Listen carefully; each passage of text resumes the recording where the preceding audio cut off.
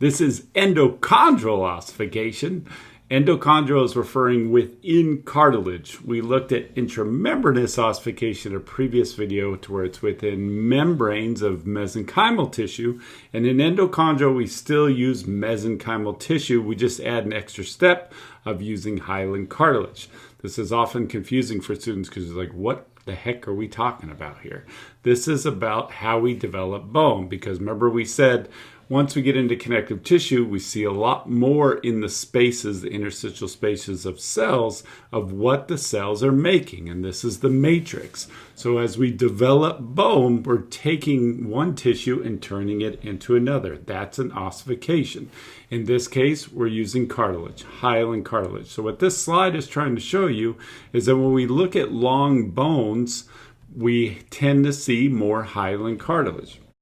And the point here where this arrow is, and I magnified it on this side, this is our epiphyseal plate. And there's different zones on how we categorize the development of it. I'm just going to focus on where we have this hypertrophy, or the building in larger cells of hyaline cartilage cells, specifically chondrocytes, that start to bubble up. And then we're going to replace them with osteoblasts and osteocytes, because they're the ones that make the matrix.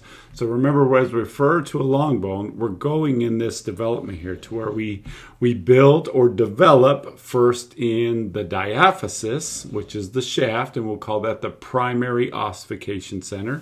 And as we gradually build out, we're building into the epiphysis or epiphyses, which is the secondary ossification center.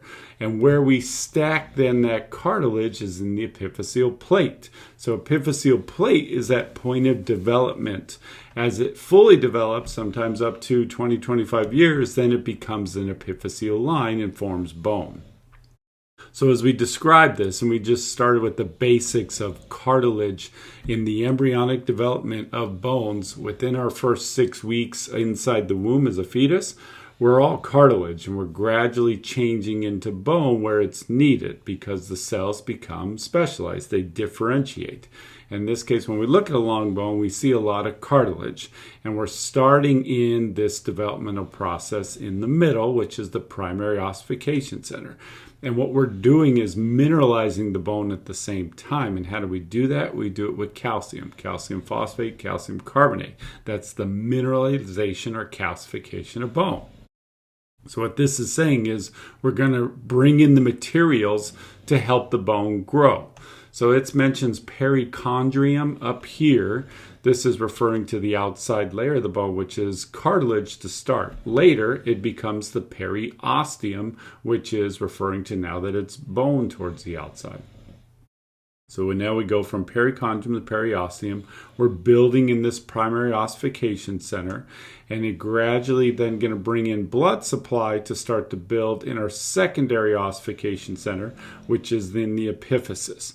So what's happening here is we start with our basic embryonic cells, our stem cells, which are mesenchymal cells. They will turn into the cells that help to make bone. You'll see osteoprogenitor cells, which are stem cells for bone specifically. They turn into osteoblasts. And osteoblasts are the ones that are starting to secrete the matrix. And when we see that, that's coming through the blood supply to take over that cartilage that we built. So this is where we start to see that epiphyseal plate that's building as a long bone.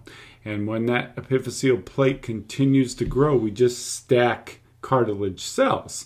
And the specific cartilage cells are my chondrocytes. And those chondrocytes, we go through what's called hypertrophy or hypertrophy. They get larger and larger and die off, and we replace them with the bone cells. So what you're seeing here is from this growth plate, all this dark purple here is starting the formation of basically baby bone.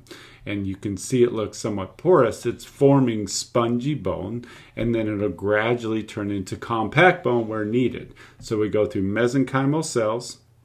They turn into cartilage, so chondroblasts, chondrocytes, because those are the cells that make my hyaline cartilage.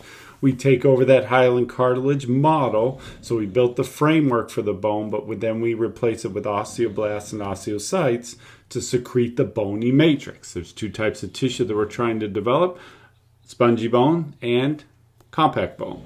So that's the big difference with endochondral. We see it in long bones, and we're using a hyaline cartilage model. When I look at an intramembranous slide, I don't see this stacking in the bulgy chondrocytes. So when you're looking at histology, just process elimination, I'm trying to find that cartilage model first. If I don't see it, then I know I'm looking at intramembranous. This is endochondral ossification, the development of bones, specifically for long bones.